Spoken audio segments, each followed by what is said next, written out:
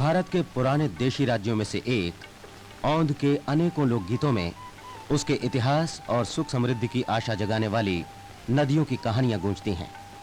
औंध, जो कभी एक छोटा सा राज्य था, आज महाराष्ट्र के सतारा जिले का हिस्सा है। औंध की पंचायत को 6000 लोगों की समस्याएं सुलझानी पड़ती हैं। भारत के दूसरे देहातों की तरह ही यहाँ भी इन्हें गिने लोगों के पास जमीन है और ज्यादातर लोग बेजमीन हैं, मजदूर हैं।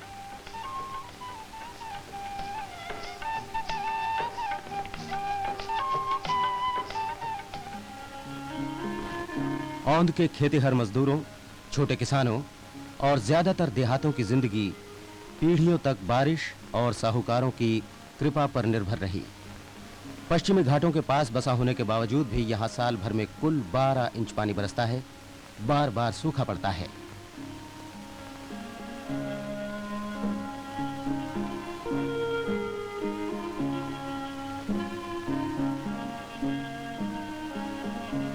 पैदावार कम और जिंदगी की मुश्किलें ज्यादा।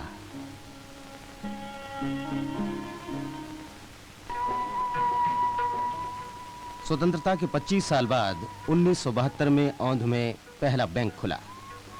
1977 में दूसरा बैंक खुला, जो इसकी प्रगति का अगला कदम था।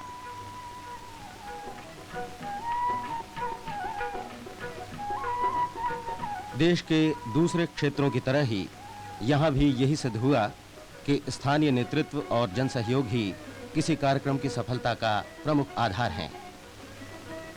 When the State Bank of India opened a full-fledged branch here, we made an initial survey about the एक बैंक के शाखा प्रबंधक ने बताया, सारी सुविधाओं वाली अपनी शाखा खोलने पर यहाँ हमने लोगों की सहायता करने के लिए उनके पिछड़ेपन की छानबीन की, उनकी खास जरूरत को समझा। लेकिन समस्या तो ये थी कि गरीब लोग तो बैंक में आने से भी डरते थे। हमें उनके घरों, काम की जगहों, हाट और मंडियों में जाना पड़ा। दोस्ती करके ये समझाना पड़ा कि हम पराये नहीं हैं और बैंक उनकी सहायता के लिए ही है। उन्हें अपनी मुश्किलें हमारे बैंक तक लाने की प्रेरणा दी। उसी समय सहायता का वचन भी दिया। पहले बैंक प्रबंधक ने अपनेपन का माहौल बनाया। उस दोस्ताना माहौल में अनपढ़ देहातियों ने आसानी से उन्हें अपना मान लिया। वे अपनी निजी और रुपए पैसों की समस्याएं बताने लगे।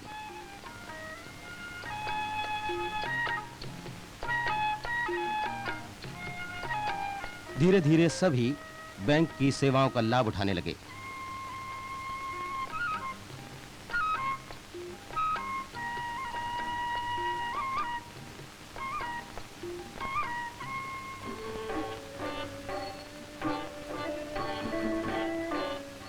यह है चूल्हा बनाने वाला और कुम्हार, जो 1 रुपया रोज कमाकर मुश्किल से अपना पेट भर पाते थे।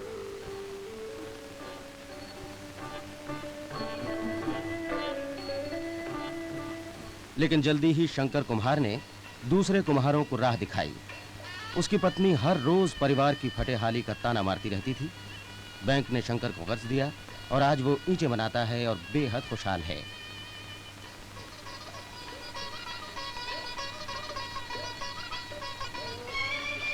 कुम्हारों को जमीन लेने के लिए और अपनी भट्टियां तथा घर बनाने के लिए बैंक ने सहायता दी। कुछ कुम्हारों के परिवार यहाँ बस गए हैं और दूसरे कई परिवार यहाँ बसने के लिए आ रहे हैं। वे अब साहूकारों के चंगुल में नहीं होंगे।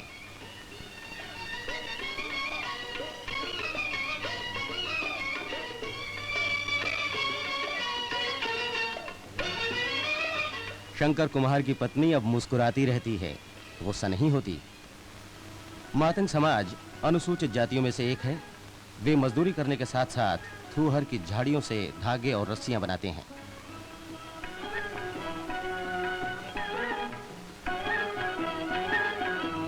हाथ से रस्सी बनाने में कड़ी मेहनत लगती है, ज्यादा समय लगता है और कमाई थोड़ी सी होती है। मातंग समाज को मशीनों पर काम करने की सलाह दी गई। एक उत्साही व्यक्ति जेपी इंगले ने बैंक से कर्ज लिया और खादी तथा ग्राम उद्योग केंद्र से मशीन खरीदी। आज वो 3 मिनट में जितना धागा बनाता है, उतना तो वो पहले 15 दिनों की मेहनत से भी नहीं बना पाता था।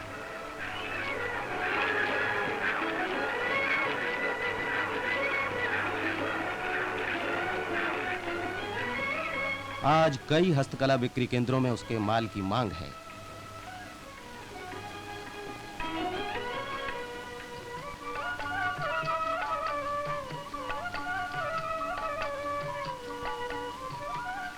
मेरा नाम अंबादास बुटे है। गोंदली समाज का मैं एक जवान हूँ। पहला मैं था तो एक डाकू बनने वाला जवान की उम्र के 18 साल से लेकर 28 तक के जो डाकू था, आखिर मैं ऐसा सोच लिया कि आखिर मैं जिंदगी भर में ऐसा उल्टा काम मैं करता रहूँ तो आखिर मेरी जिंदगी में सुख नहीं। ये मेरी कुछ थोड़ी सी। अंबादास एक अपराधी था जिसने पाप की खेती छोड़कर एक दिन अपनी छोटी सी जमीन पर खेती करने का निश्चय किया। अंबादास को स्टेट बैंक से 15,000 का कर्ज मिला। उसने कर्ज वापस चुकाने की सौगंध ली और इस क्षेत्र का सबसे अच्छा किसान बन गया।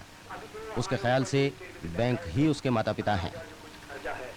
ये अपनी जमीन है, उसके अंदर मैं रात दिन अपना कष्ट करके मैं उनका कर्जा दे करके और ये जो कुछ मेरी स्कीम है कि मैं एक पाइपलाइन रखूंगा और ये दुनिया में एक जिले में एक अच्छा से अच्छा मैं किसान बनूंगा। इतना ये डेंजर इंसान बन गया था, मगर ये हमारे स्टेट बैंक के जो साहब है उन्होंने एक मुझे अच्छा इंसान बना दिया।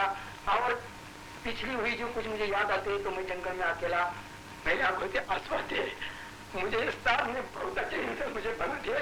गाँव वाले का 2 दिन में फोन कर दिया, मैं अपना काम मेहनत अपने पत्नी के मैं रोटी खाऊंगा। नागरिक क्षेत्र के बैंकों ने औंध की कृषि योजनाओं को खुले हाथों आर्थिक सहायता दी, खास करके सूखा पीड़ित क्षेत्रों को।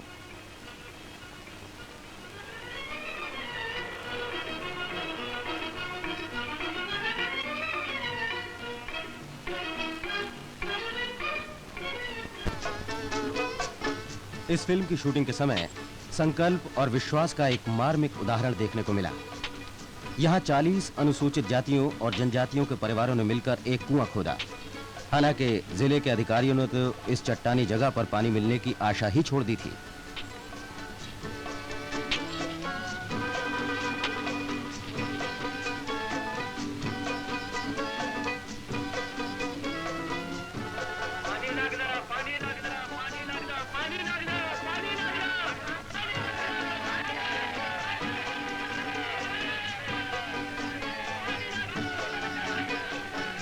उनकी मेहनत रंग लाई। उन्हें पानी भी मिला और बैंक से गहरी खुदाई तथा पंप सेट के लिए पैसे मिलने का वादा भी।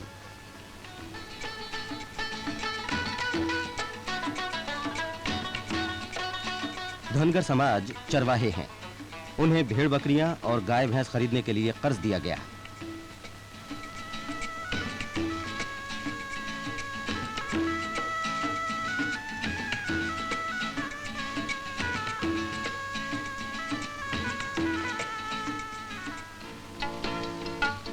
यहाँ बैंक की सेवाओं का सबसे ज्यादा फायदा मिला 12 बलूतेदारों को, जिन 12 तरह के कारीगरों से हर देहात की बुनियादी जरूरतें पूरी होती हैं।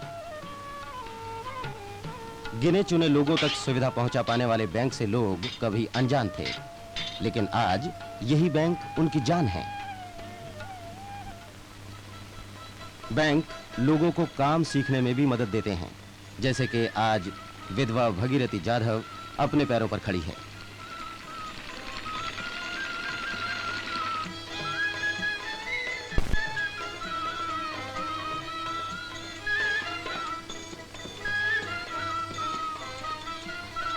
मूर्तियां बनाने वाले पांडुरंग और उसके परिवार को मौसमी कर्ज मिलता है, जिसे वे मौसम पूरा होते ही चुका देते हैं। खाली मौसम में बेजमीन लोगों को अनाज और दूसरी जरूरी चीजें खरीदने के लिए कर्ज दिया जाता है।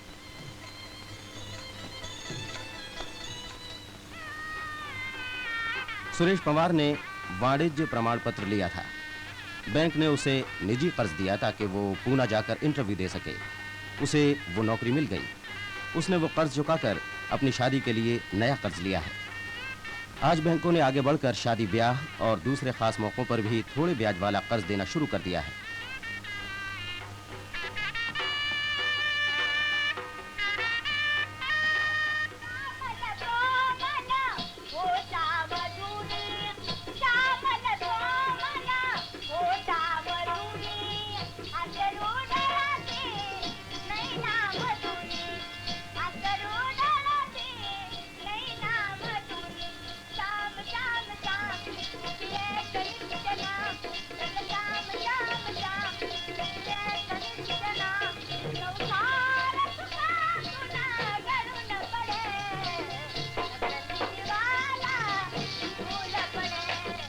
कोलाटी औंध के सबसे पिछड़े वर्ग के लोग हैं। इनकी महिलाओं को ठेकेदार तमाशों में नाचने के लिए किराए पर लेते हैं। इनकी झोपड़ियां इस तरह की होती थीं, लेकिन आज इनके पास अच्छे घर हैं, क्योंकि बैंकों ने इन्हें घर बनाने के लिए ही नहीं बल्कि बाजे खरीदने के लिए भी कर्ज दिया है।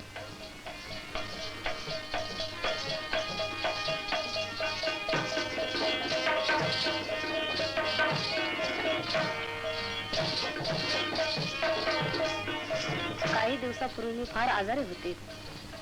मुझे टाइफाइड हो गया था। मेरा भाई बैंक प्रबंधक के पास गया। वो डॉक्टर और पैसे दोनों लेकर आए। पता नहीं उनकी मदद के बिना मेरा क्या होता। डॉक्टर वगैरे कोण येत नाहीत। माझी तब्येत चांगली झाली त्यावेळेस मदत जर लोक आज औंध और उसके आसपास के देहातों में जो हो रहा है, भारत के हजारों देहातों की भी वही कहानी है। बार बार उदाहरण मिलते हैं कि देशवासी और पूरे देश के बैंक मिलकर काम करें तो सफलता दूर नहीं। जरूरत है जनता में विश्वास और बैंकों में समझदारी की।